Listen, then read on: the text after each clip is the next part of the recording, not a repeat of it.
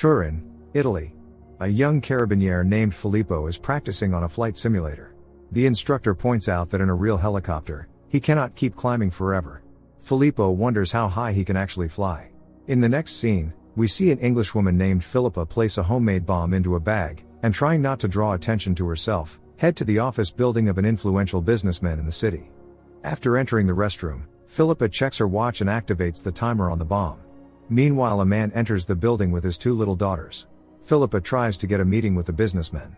While the secretary walks over to Mr. Vendis, who is talking on the phone, Philippa takes advantage of the moment and puts the bomb in the trash can, then leaves in a hurry.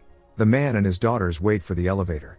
Philippa calls the secretary from a nearby pay phone and says that the alarm on her car has gone off.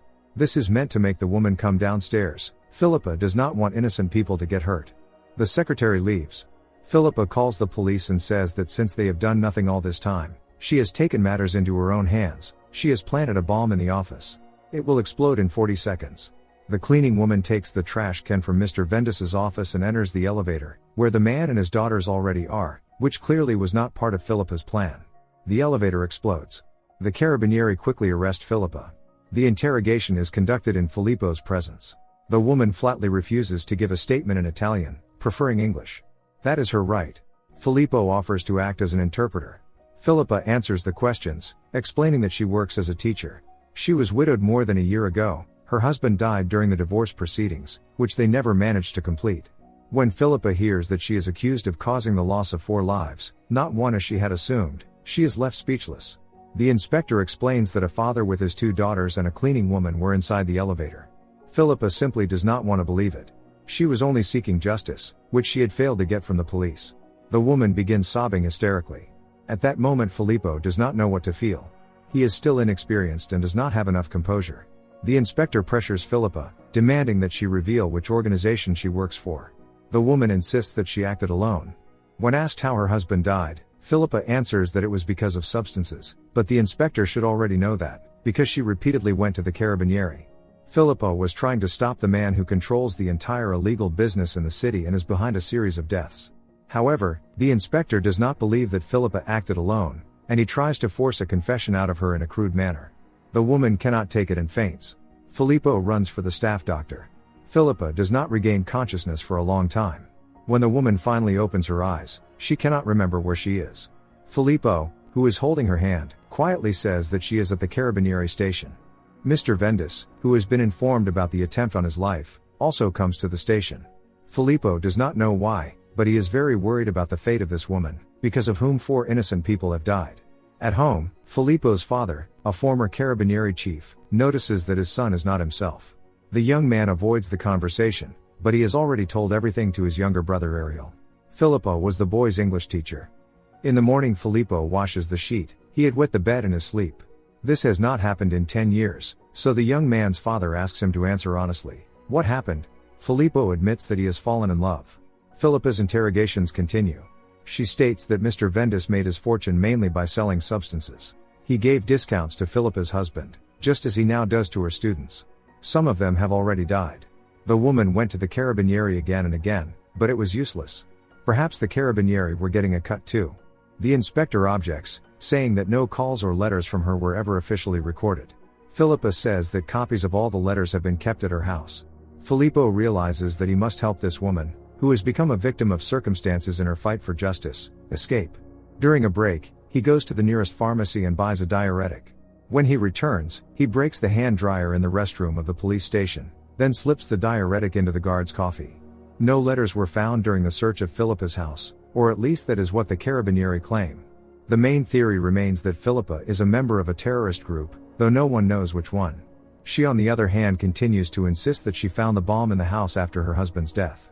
The guard runs to the restroom, and soon the power goes out throughout the entire station. Taking advantage of the commotion, Filippo discreetly slips something into the woman's pocket. Soon the lights come back on. The guard explains that as soon as he brought his hands up to the dryer, the power immediately went out. Philippa is taken back to her cell. As expected, the carabinieri deliberately destroyed the letters. But even that guarantees nothing as long as the unwanted witness is still alive, Philippa.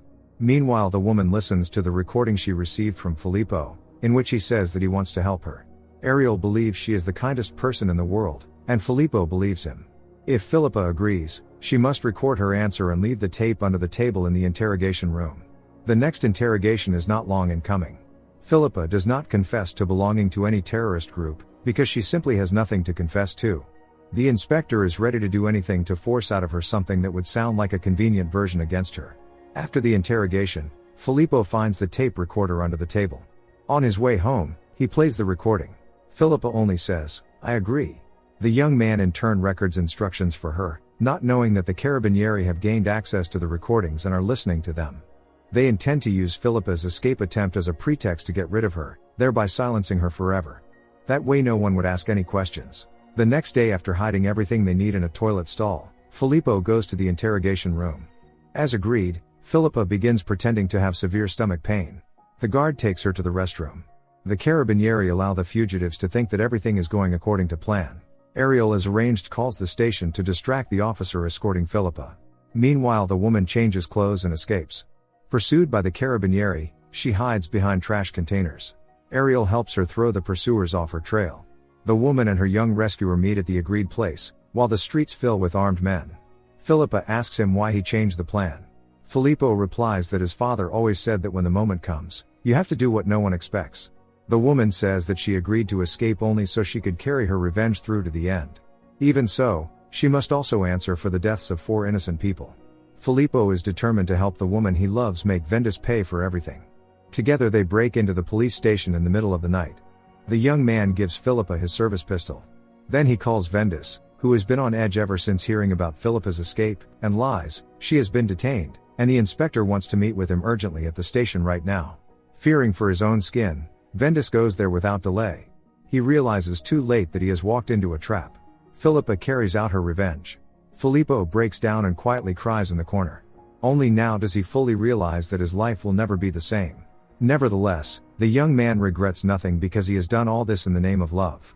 They spend the night in their hiding place right above the police station. In the morning, their presence is almost discovered by the cleaning women. One of them has just found the body. Everyone is talking about the fact that an influential businessman lost his life inside the station, right under the Carabinieri's noses. It is the perfect crime. After everything they have been through, Philippa cannot simply abandon her young accomplice. They hide in the back of a delivery van, managing to slip away that way. After that, the fugitives board a train. Filippo asks the woman he loves to take him to the place where she spent her childhood. At last she learns his name. Philippa remembers that on the day he was born, she was taken to church for her first communion. She looked like a bride. They look at Turin from afar. It feels as though nothing has happened. They arrive in Philippa's homeland. The woman says that she has committed many sins in her life. She has lied, and once she cheated on her husband. But what she definitely cannot live with is the thought that 4 innocent people died because of her mistake. Philippa only wanted justice to prevail. Her husband was not a good man, but her students did not deserve such a fate. Vendis was absolute evil. Philippa had to rid the world of him. When she did not get justice from the people who were supposed to protect her, she lost faith in humanity. But Filippo restored that faith. He confesses his love to Philippa, even though he does not really know her at all. The woman says through tears that she wants to end it all as soon as possible. Philippa shaves off her hair. Right now they do not know what will happen tomorrow, much less a week from now. They simply live one day at a time, knowing that everything could end at any moment. A wedding procession is taking place in the street. Suddenly Philippa notices her old friend Regina in the crowd. The women come face to face. When they step aside, away from prying eyes, Regina slaps Philippa and asks what on earth she has done. The Carabinieri were flying over their farm in a helicopter. After that, the women embrace. Regina jokes that this hairstyle suits Philippa. Meanwhile, despite the risk, Filippo calls his younger brother and asks him to pass something on to their father. The young man wants to meet with his father and explain the reason for what he has done. With anxiety and pain in his heart, the man sets off for the meeting place. They remain silent for a long time, not knowing what to say to each other. Finally, the man hands his son some money and says that a large-scale search is underway across the country. The highway has been completely blocked. Not all the back roads have been blocked yet, but that will not last long. The man begs his son and Philippa to leave with him. The woman refuses, but she would like Filippo to be safe. However, the young man loves her, just as she loves him. So Filippo will not go with his father. The man already understood that. He knows his son too well. Through tears, the man says that at the most important moment, we are capable of nothing. They say goodbye forever. The couple have nowhere to go except to Regina. She is not thrilled about taking in fugitive criminals, But she cannot refuse her old friend either.